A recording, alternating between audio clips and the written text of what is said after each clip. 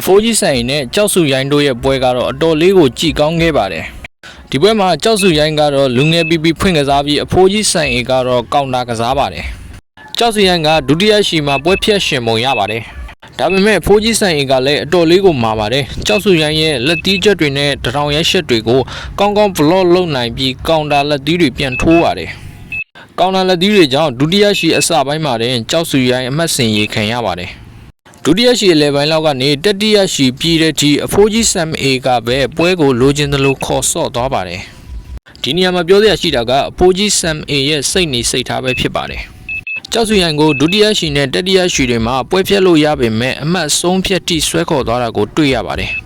သူ့အနေနဲ့တနိုင်ငံတည်းသားရှစ်တက်လူငယ်ကြောက်စုရိုင်းကိုအညွန့်ရှိုးကျင်မုံမရပါဘူး